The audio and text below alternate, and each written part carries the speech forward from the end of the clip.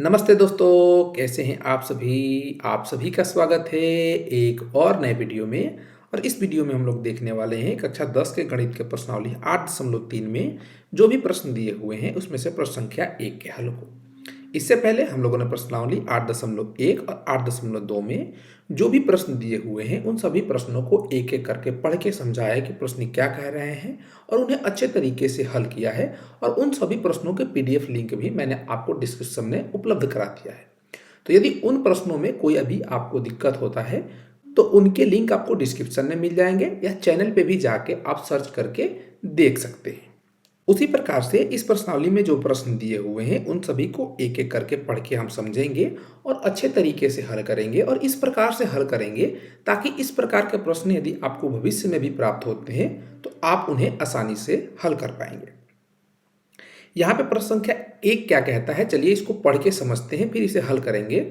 उससे पहले मैं आप सभी को बता दूं कि मेरा नाम है निकेत और मेरा प्रयास ये है कि गणित में आप सबकी जो भी समस्याएं हैं उन्हें उस स्तर पे हल किया जाए। तो यदि आप चैनल पे नए होंगे तो चैनल को सब्सक्राइब कर लीजिएगा। यदि जानकारी अच्छी लगेगी तो वीडियो को लाइक कीजिएगा, साथ ही साथ अपने दोस्तों को भी शेयर कीजिएगा। यदि आपके मन में कोई प्रश्न रह जाता है जो आप हमसे पूछना चाहते हैं तो कमेंट बॉक्स में पूछ लीजिएगा या डिस्प्ले या डिस्क्रिप्शन में आपको एक व्हाट्सअप नंबर मिल जाएगा, वहां से भी आप अपने प्रश्नों को हमसे पूछ सकते हैं। यहाँ पे देखते हैं कि 8.3 का प्रश्न संख्या 1 क्या कहता है। ये कह रहा है कि निम्नलिखित का मान ज्ञात कीजिए और यहाँ पे हमें कुछ प्रश्न दिए हुए हैं। यहाँ पे प्रश्न संख्या 1 कह रहा है कि साइन 18 डिग्री बट्टे कॉस 72 डिग्री का क्या मान होगा। तो यदि आप ऐसा सोच रहे हैं कि इसका कुछ मान होता होगा, जैसे कि साइन 0 डिग्री 30 डिग्री 45 डिग्री का हमने मान याद किया था, ऐसा ही इसका कुछ मान होता होगा। तो इसका मान तो होता है लेकिन कक्षा 10 में हमें नहीं पढ़ना है। तो इन प्रश्नों को कैसे हल किया जाए, तो आप सभी याद करिए कि इस प्रश्नावली से पहले हमें जो भी परिचय दिया गया है, जो भी थ्योरी दिया गया है, उसमें हमने इन सारी चीज़ों को पढ़ा है। हमने वहां पे पढ़ा है कि पूरक कोणों के लिए त्रिकोणमितीय अनुपात के क्या मान होते हैं। पूरक कोण क्या होते हैं? दो ऐसे कोण जिनको यदि आपस में जोड़ा जाए तो 90 डिग्री के बराबर आए। यदि एक कोण ए हो और दूसरा कोण बी हो, इनको यदि हम आपस में जोड़ते हैं, यदि ये 90 डिग्री के बराबर आएंगे तो ये कोण ए बी का पूरक कोण कहलाएगा और कोण बी ए का पूरक कोण कहलाएगा। ऐसे ही कोई भी कोण हो सकते हैं, जैसे यहाँ पे देखेंगे तो एक कोण 18 डिग्री है, एक कोण 72 डिग्री है। इन दोनों को आपस में अगर हम जोड़ेंगे तो ये 90 डिग्री बनेगा। पहले प्रश्न में देखिए तो ये दोनों कोण एक दूसरे के पूरक कोण कहलाते हैं। हमने यहाँ पे क्या क्या चीज़ें सीखी थी, इसको एक बार रिकॉल कर लेते हैं। हम सब ये जानते हैं कि साइन थीटा क्या होता है, एक त्रिकोणमितीय अनुपात होता है। यदि हम थीटा के जगह पे हम अगर 90 डिग्री माइनस का ए रख देते हैं तो ये हमें क्या प्राप्त होगा? ये हमें प्राप्त होता है कॉस ए। 90 में से जो घटाते हैं वो कॉस के कोण के रूप में आ जाता है। ऐसे ही यदि कॉस 90 डिग्री माइनस ए लिखा रहता है तो हम सभी जानते हैं कि ये होता है साइन ए के बराबर। जो 90 डिग्री में से घट रहा है वो साइन के साथ आ जाता है, कॉस अगर पहले रहेगा तो। ऐसे ही टैन के लिए हम लोग जानते हैं कि यदि टैन 90 माइनस का ए हो तो ये क्या हो जाता है, कॉट ए हो जाता है। और फिर ऐसे ही कॉट 90 माइनस ए हो तो ये क्या बन जाता है, टैन ए बन जाता है। साथ ही साथ यदि सेक 90 माइनस ए लिखा जाए तो ये क्या बन जाता है, कॉसेक ए बन जाता है। और अगर कॉसेक 90 माइनस ए लिखा रहे तो ये क्या बन जाता है, सेक ए बन जाता है। यदि इन सभी 6 त्रिकोणमितीय अनुपातों के मान यदि आपको पूरक कोण के लिए पता है तो इस प्रकार के प्रश्नों को आप आसानी से कर सकते हैं। चलिए अब प्रश्न संख्या 1 को देखते हैं कि इसको कैसे किया जा सकता है। यहाँ पे हम देखें तो ऊपर साइन 18 डिग्री लिखा हुआ है, तो साइन 18 को अगर हम यहाँ पे देखें तो साइन 90 माइनस 72 लिखा जा सकता है। यदि 90 में से हम 72 डिग्री को घटा देंगे तो 18 डिग्री बचेगा।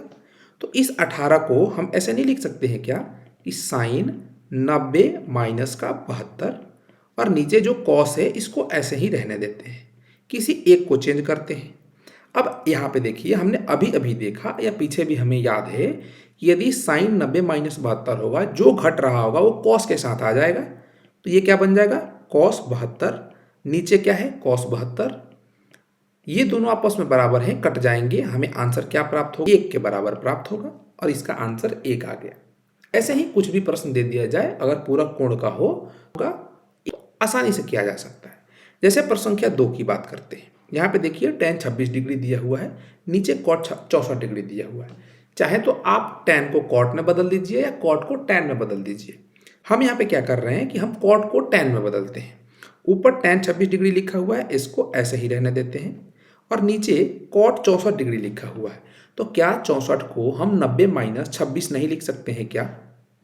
90 माइनस 26 लिखा जा सकता है 64 को, घटा के देख लीजिए एकदम 64 ही आएगा। इसको मिटाते हैं यहाँ से और इसको हम ऐसे लिख सकते हैं cot 90 माइनस 26 और ये 90 माइनस 26 क्या बन जाएगा? ऊपर तो tan 26 है और नीचे 90 माइनस 26 जो cot में माइनस हो रहा है 90 में से वो tan के साथ आ जाएगा, तो ये भी tan 26 प्राप्त होगा। ये दोनों आपस में कट जाएंगे, फिर से हमें एक आंसर प्राप्त होगा। ऐसे ही अगर हम देखें प्रश्न संख्या 3 को, तो इसको भी हल किया जा सकता है। ये भी पूरक कोण का प्रश्न है। यहाँ पे देखिए हम चाहे तो cos को या चाहे तो sin को बदल सकते हैं। हम यहाँ पे cos को बदलते हैं। cos के साथ कौन सा कोण है? 48 डिग्री है, तो 90 माइनस इसको 42 लिखा जा सकता है। 90 माइनस 42, तो हम cos को बदल देते हैं 48 को 90 माइनस का 42 और माइनस और sin 42, इसको ऐसे लिख देते हैं sin 42 डिग्री। अब इसको आगे सरल करेंगे तो देखिए cos के साथ जो लिखा हुआ है 90 माइनस 42, ये माइनस जो 42 है ये sin के साथ आ जाएगा sin 42 डिग्री और माइनस का sin 42 डिग्री। दोनों आपस में बराबर है, घट रहे हैं, दोनों कट जाएंगे और आंसर क्या आएगा? शून्य के बराबर आएगा। ऐसे ही प्रश्न संख्या 4 को भी हल किया जा सकता है। प्रश्न संख्या 4 में क्या दिया हुआ है? cosec 31 डिग्री माइनस का sin का 59 डिग्री।